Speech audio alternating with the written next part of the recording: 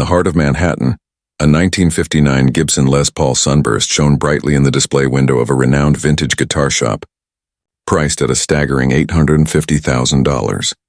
That morning, Ace Frehley walked in, dressed in worn-out clothes, catching an immediate, dismissive glance from the store owner. Sitting quietly in the corner, unnoticed by anyone, was Ozzy Osbourne. Within an hour, what began as an ordinary morning would turn into one of the most memorable acts of generosity in rock history.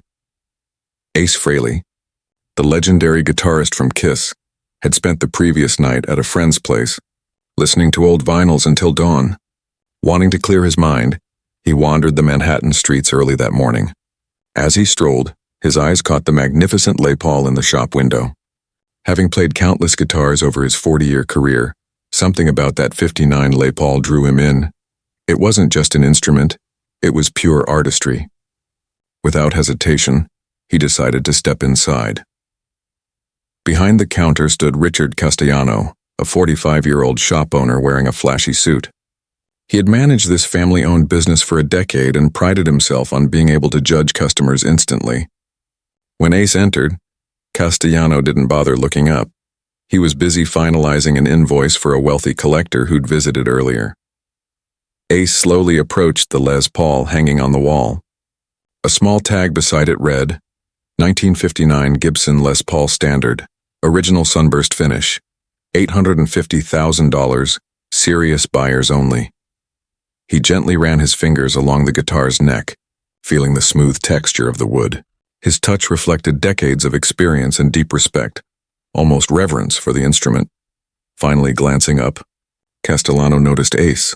His rough attire, untidy hair, and humble manner led the shopkeeper to a quick judgment. Another broke musician wasting time. With a sigh, he stood and said coldly, "Sir, that guitar is for display only, not for handling. If you're interested in more affordable options, we have several models in the back, around $5,000 to $6,000. Ace turned toward him, calm but slightly surprised. He'd faced countless moments of misunderstanding and prejudice before, but it still stung each time. In a gentle tone, he replied, "I was just curious. It's a beautiful guitar. Haven't seen a '59 model like this in years." Castellano crossed his arms, smiling slightly but speaking in a condescending tone. "Yes, it's beautiful but also very expensive. Judging by your appearance, I doubt this is the kind of purchase you're looking to make. Maybe try another shop. There are more affordable options nearby." Ace considered responding but decided against it. Arguing wouldn't change anything. With a calm sigh, he nodded politely and turned toward the door. In the back corner of the shop, unnoticed by anyone, sat a 72-year-old Ozzy Osbourne. He quietly strummed an old Les Paul, lost in thought. That morning he too had been wandering through Manhattan. Sharon often told him, "Ozzy, you're getting older. Stop roaming around so much." But he never listened. Revisiting old music shops and breathing in the familiar city air reminded him of his youth and brought him peace. By chance, he had wandered into vintage guitar heaven, taken a seat in the corner and gone unnoticed. From there, he'd witnessed the entire exchange between Castellano and Ace. Each dismissive glance, each arrogant remark made his jaw tighten. The scene brought back memories of his own past, when he was just a poor kid from Birmingham, treated with the same disregard. Ozzy slowly set down the guitar he'd been holding and stood up. He walked toward the front where Ace was about to leave. His voice, low but commanding, carried his unmistakable Birmingham accent. "Excuse me, mate. The gentleman who wanted to try that guitar. You leaving already?" Ace stopped and turned, at first not recognizing him. Then his eyes widened in disbelief. Standing there was Ozzy Osbourne, dressed casually in a plain white t-shirt and black jeans, yet still radiating that unmistakable presence. Ace began, "Ozzy, I guess this guitar is only for the rich." Ozzy gave a faint smile and turned to Castellano. The shop owner stood frozen, clearly realizing who was in his store but unsure how to react. Ozzy stepped closer and said, "Richard, right? That's your name on the sign outside. Let me tell you something, I was a poor kid once too. Grew up in Birmingham. When I was 14, Ozzy began, I walked into a music store once. There was a red Fender Stratocaster in the window. I dreamed about holding that guitar for weeks. When I finally got the courage to go inside, the owner looked at me and said, 'Kids like you just come to look, not to buy. Get out, don't smudge the guitar.' That day taught me a lesson I've never forgotten. Anyone who judges others by their appearance only reveals their own ignorance. Castellano's face turned red as sweat began to form on his forehead. He opened his mouth to speak, but nothing came out. Ozzy continued, his voice firmer now. This gentleman here is Ace Frehley. Maybe you don't recognize the name, but he's one of rock and roll's greatest guitarists, a founding member of Kiss, admired by millions. And you told him to check the cheaper models in the back. Why, because he's not wearing a designer suit? Castellano stammered. Mr. Osbourne, I'm sorry, I didn't mean... Ozzy raised his hand to stop him. No, Richard, I don't want an apology. People like you have never understood what rock and roll truly means. It's not about how someone looks. It's about passion. It's not about money. It's about the voice that comes from within. You sell expensive guitars, but you don't understand music. Turning away from Castellano, Ozzy looked at Ace, a playful sparkle returning to his eyes. A faint smile crossed his face. Ace, mate, what do you say we try that guitar? I want to see if that '59 model is really as good as they claim, or if it's just the price tag doing the talking.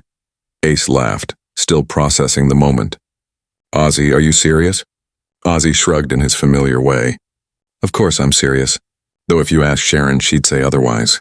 Anyway, come on, let's take that Les Paul down. Richard, you don't mind, do you? Castellano rushed to the display, carefully lifting the guitar from the wall with trembling hands. Of course not, Mr. Frehley, he said, his voice shaking. Please, take your time, try it as long as you like. When Ace took the guitar into his hands, time seemed to slow. He felt its solid weight and noticed how naturally the neck rested in his grip. Placing his fingers on the strings, he strummed a few chords. The sound was pure, deep, rich, and perfectly balanced. With 4 decades of experience, Ace could sense every tone, every subtle vibration, every layer of resonance, eyes closed. He let instinct take over and began playing the opening riff of Deuce, that timeless, hard-driving Kiss classic. The shop filled with the raw energy of rock and roll. Behind him, Ozzy stood with arms crossed, nodding slightly to the rhythm. After a moment, he tapped Ace's shoulder and spoke softly. Listen, mate, hear that sound? It's like the guitar's telling its own story. Every note carries 50 years of history. That's what I love about this business. Music connects people, no matter their age, background, or wealth. It goes beyond all of it. Ace stopped playing and turned toward Ozzy, his voice filled with genuine gratitude. Ozzy, I don't even know what to say. Thank you. You saw how he treated me and you stood up for me? Ozzy waved his hand as if brushing it off. Oh, come on, mate. I just spoke the truth. Besides, are you planning to buy this guitar? Because I might. And it'd be awkward if we both wanted the same one, wouldn't it? Ace laughed in disbelief. You're going to buy it, Ozzy? First off, you don't even play guitar. And second, it's $850,000. Ozzy raised an eyebrow, that familiar mischievous grin spreading across his face. Answering your first question, Ozzy said with a grin, I know a few people who can play guitar.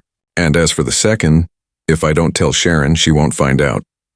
Castellano stood behind the counter, sweating as he watched the exchange between 2 rock legends. It hit him that he'd made a huge mistake. Not only had he lost a potential sale, but he had also humiliated himself in front of icons. Trying to recover, he finally spoke, his voice shaky. Mr. Osbourne, Mr. Frehley, I'm truly sorry. I was wrong. Please accept my apology. If you're still interested, I'll offer a 20% discount as a gesture of goodwill. Ozzy turned to him, expression calm but serious. He stared at Castellano for a few moments before replying in a low, steady tone. Richard, I don't want a discount. I'll pay the full price, but I want to make a deal with you. Castellano's eyes widened with relief. Anything you want, Mr. Osbourne, just name it. Ozzy smiled faintly. From now on, I want you to treat everyone who walks through your doors with respect. Whether it's a millionaire in a suit or a young musician in ripped jeans, show them the same courtesy. Because you never know who they are or who they might become. Maybe that kid in jeans will one day be successful enough to buy your whole store. Or maybe they just love music. Either way, they deserve respect. Do we have a deal? Castellano nodded quickly, his eyes glassy.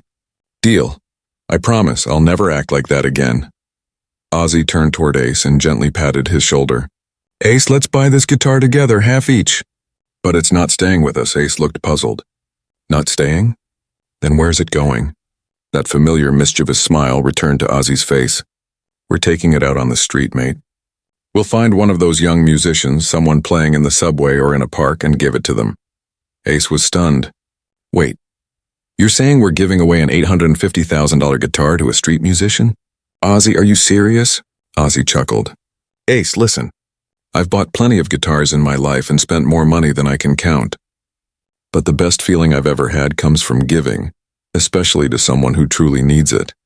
This guitar shouldn't just hang in a shop window. It should be in the hands of someone making real music, chasing their dream. Maybe that kid becomes the next us. Maybe not. But at least we'll have given them a chance. Ace looked into Ozzy's eyes for a long moment. Something shifted inside him, a quiet sense of warmth and meaning. Finally, he smiled and nodded. All right, let's do it. It's crazy, but it's right. Both men were in their 70s, and at this stage in life, helping others brought them far more joy than anything else. Castellano hurried to prepare the register, his hands still trembling. The two legends each paid $425,000 for the guitar. When the receipt was ready, Castellano handed it over and apologized again. Mr. Osbourne, Mr. Frehley, you'll always be welcome in this shop. Please forgive me. Ozzy took the receipt with a faint smile. Richard, everyone makes mistakes. What matters is that you learn from them. I hope you have. As they stepped outside, Ace carried the guitar case while the afternoon sun glowed over Manhattan. Ozzy squinted, scanning the busy street. Now we need to find a young musician, he said. Let's head to Times Square. You can always find talented kids there. The two walked together, blending into the crowd. No one recognized them. Two rock legends moving quietly through the chaos. After a moment, Ace glanced sideways. Ozzy, can I ask you something? Why are you doing this? I know you've got more than enough money, but giving $425,000 to a stranger, it's a lot. Ozzy stopped and looked off into the distance, his voice calm but firm. Ace, when I was young, I had nothing. At 14, I heard the Beatles' She Loves You, and it changed everything. I thought, that's what I want to do. I put up a sign in a music shop, Ozzy Zig needs gig, has own PA. Then I met Tony Iommi, and we formed Black Sabbath. We toured the world, but now, I'm in a place where I can give back. Today we're giving someone else that same chance. Maybe one day they'll help someone too. That's how it continues. Times Square was alive with tourists, flashing lights, and street performers. Music poured from every corner. As they walked, a sound caught their ears. A young man, about 18, playing guitar on the sidewalk. His name was Marcus. He wore a black t-shirt and ripped jeans, his old Fender Stratocaster resting in his lap. The guitar case in front of him held only a few bills and coins. He was playing Led Zeppelin's Stairway to Heaven, and though his guitar was worn, his sound was pure and emotional. Every note carried feeling. Ozzy and Ace stopped and listened quietly. When the song ended, Ozzy clapped loudly. Bravo, mate. That was beautiful. Marcus looked up, surprised but polite. Thank you, sir. Ozzy stepped closer, extending his hand. What's your name? Marcus Williams, sir. Ozzy nodded. How long have you been playing? 6 years, Marcus replied. Started when I was 12. My dad taught me, but he passed away 2 years ago. Now I play here to save money for school. Ozzy looked at Ace. They both knew. This was the one. Marcus, Ozzy said softly, you're very lucky today. You just don't know it yet. This man beside me is Ace Frehley from Kiss. Marcus froze. From Kiss? You're Ace Frehley? Ace smiled. That's right. And this, he said, pointing to Ozzy, is Ozzy Osbourne. Marcus's eyes widened in disbelief. Ozzy Osbourne? From Black Sabbath? Ozzy chuckled. That's me. And we have a gift for you. Ace placed the guitar case in front of Marcus and slowly unzipped it. Inside was the gleaming 1959 Gibson Les Paul Sunburst. The golden finish reflected the sunlight. Marcus's mouth fell open, his hands trembling. This can't be real. Ozzy gently placed the guitar in his hands. It's real, mate. This guitar is yours, no strings attached. Just one thing, play it. Get on stage, follow your dream. And one day, when you can, help someone else. Marcus's eyes filled with tears. I don't even know how to thank you. You've changed my life. Are you angels? Ozzy laughed. Angel? They've called me the devil all my life. Crazy. Sure, but angel, that's new. If Sharon heard that, she'd faint. Ace smiled, patting Marcus on the shoulder. Just play well, kid. Remember, music isn't about money. It's about making people feel something. By now a crowd had gathered, phones recording the moment, but Ozzy and Ace didn't care. The only thing that mattered was the joy on Marcus's face. They never spoke about that day again.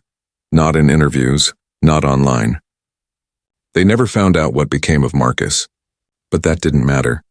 True generosity doesn't seek attention. It simply gives and moves on. That evening, back home, both men felt an unusual peace. Ozzy simply told Sharon, "Had a good day." Ace picked up his guitar and played for hours, feeling lighter, as if giving that guitar away had somehow given something back to him. Because sometimes, giving hope to others heals your own soul too.